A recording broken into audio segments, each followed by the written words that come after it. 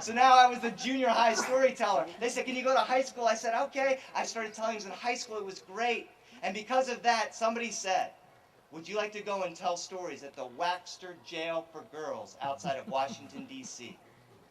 And I said, yes. They said, great, because there's 4 other jails. We'll set a 5-day jail storytelling residency. I said, how hard can that be? Now, I mentioned how hard junior high was. My first day at the Waxter Jail for Girls was a disaster. There was swearing and yelling and fighting and the guards and the speakers going off and a lockdown, and I was trying to tell my stories and I didn't think I had any stories to tell these girls, and nobody clapped afterwards. They cut me off at 20 minutes even though they paid me for 40, and that night I did the only thing I could think to do. I wrote in my journal, and it was a poem that I wrote. Why? I don't know. It's just what happened. I did not write poetry as a kid or even as an adult. So the next day at the second jail, I was going to do it anyway, and I started telling it. It was still the same thing, and I just stopped, and I said, this happened yesterday. And the honesty of that made those kids stop for a second. And I said, all I knew how to do was go home and write this, and I pulled out my journal, and I read the poem that I wrote the night before. I want to share with you that poem. At the Waxter Jail for Girls, she sat with her back to me, arms folded, head tilted, and I rooted, telling stories like, I got made fun of for speaking Spanish as a kid, and there was a family of mice that went on a picnic, and the mother barked at the cat, and the officers brawling on the phone, and one girl over here swearing to me said, yo, how the bleep long you in here for, son?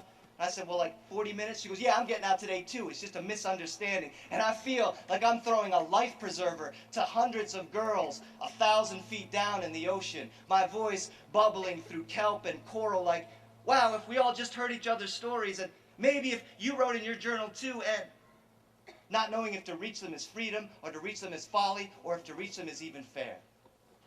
My words like bloody chum on the waves, bringing sharks of hope to devour what little chance they have left. And then I just stop and I ask some stupid question, and that girl with her head tilted and her arms crossed, looking to the back wall, said, yo, son, you stuck it out.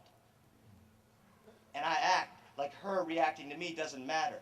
And for a moment, me and her stand there on the bottom of the ocean with the soaking seaweed and the dying fish, just listening to a story for a second, before the guards appear and lead us both back to our cells.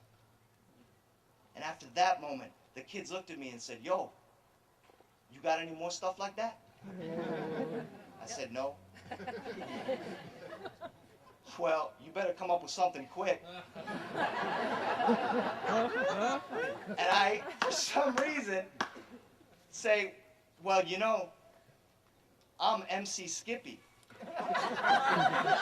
From the suburbs of Delaware, breaking it down for you all, breaking it off for you all, hitting the mic like a Volvo station wagon, driving to the mall. And the kids started laughing. They go, keep going, Skippy. I said, okay. So I wrote, MC Skippy became my persona, and the next 3 jails, I went in not as storyteller extraordinaire, as beatbox suburban Skippy poet, yo. And I wrote every night as many poems as I could. And by that 5th day, the kids like, yo, man, this stuff is tight. You gotta do it in LA, yo. And so they set me up in Los Angeles. So now I'm the suburban jail-telling poet, yo. And one of those poems got published. And when people say, how did you get that poem published? I say, because it was Mr. Hart with the recorder, and my dad with WJBR, and everyone that I've heard and seen and still continue to meet. There you go.